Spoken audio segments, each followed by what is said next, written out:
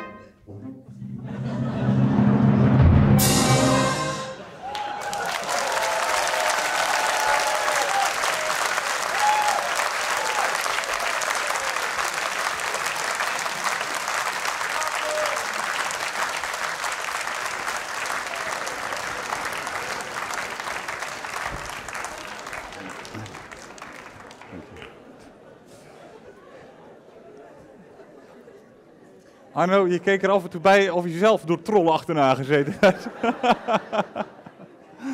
Dus ik moet zeggen dat je je ontzettend goed hebt ingeleefd in het stuk. En je hield ze toch maar gaande. Zeker. Wacht, zal je even de microfoon geven trouwens? Excuus. Nee, mijn fout. Nee, ze gingen goed door. Ja, Nee, dat deed top, ze. Precies op mijn tempo, dus dat Ja, was... nou, dan heb je ze in de hand, toch? En dat is een beetje het idee van dirigeren, dat Ja. zij doen wat jij zegt. Ja, Ja, nee, precies. de sfeer was goed. Dus, Ja, dat vond ik zeker ook. Daar kan ik niks op afdoen eigenlijk. Nee, klopt.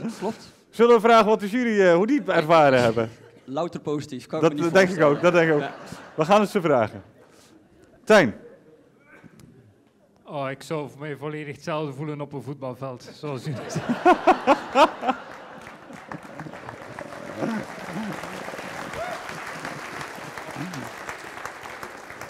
Ik wil me eerst verontschuldigen trouwens voor de technische ploeg. Ik zei daarnet dat de dame het gezicht niet kon zien, maar dat is geen waar, want er staan hier 2 prachtige tv-schermen. Ik had dat daarnet niet gezien. Mijn excuses. Los daarvan. Nee, super. Leuk om naar te kijken, heel amusant. Er staan hier heel leuke opmerkingen hier naast mij en nog eens naast mij. Dus nee, ik vind het leuk om naar te kijken. Het is heel dapper opnieuw. Ja, wat kan ik zeggen? Nou, ik denk dat we naar de volgende doorgaan. Ja, doe maar, ga maar verder. Ik heb genoten. Ik heb in ieder geval echt genoten. Ja, genoten heb ik ook zonder meer. Ik vraag me af op dat voetbalveld. Ben je wel eens aanvoerder geweest? Een jaar of 15, ja. Okay, nee, maar dat zag ik wel terug. Nee, maar even, als ik in dat orkest zou zitten, nou, je hebt het soms ook wel gemerkt, het overgrote deel ging goed, ze gingen goed met je mee. Je hebt voor de toekomstige dirigent heel wat slagen toegevoegd aan het repertoire. En wat vooral belangrijk is, maar dat heb je vast wel gemerkt, de één. De één is heel belangrijk voor een orkest. En bij jou... zat hij overal gewoon, ja. Dus, maar, Echt een man uit één stuk, zeg maar. zoals mijn Ja. buurman al zijn, dapper en het orkest heeft ook genoten. En dat is Zeker. ook heel belangrijk. Nou en of. Arjan. Ja. De technische.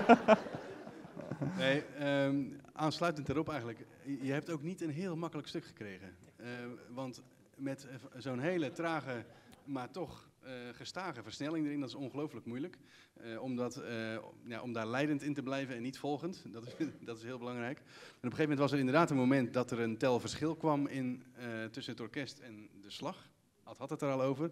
Alleen, je bleef wel goed luisteren, want je hebt vervolgens op het juiste moment, aan het einde van de zin, aan het einde van de frasering, heb je gewacht. En heel duidelijk weer die nieuwe inzet aan te geven, waardoor je het weer voor elkaar krijgt. En wat je daarbij doet is, als ik ooit iemand nodig heb die tegenstrijdige signalen moet afgeven, dan bel ik jou. Want dan ging het echt wel even mis, maar je gaat juist dan heel erg veel vertrouwen en blijdschap uitstralen. Ja. En dat vind ik echt fantastisch. Dat is heel belangrijk, zeker weten, ja. Dus volgens mij kan het orkest er ook niet anders dan van hebben genoten. Dankjewel. Wat ik trouwens helemaal vergeten ben. Ik ga de ding nog even teruggeven. Ik ben iets heel belangrijks vergeten. Ik heb namelijk jullie helemaal niet om punten gevraagd voor Elsa. Schaam op mij, het spijt me.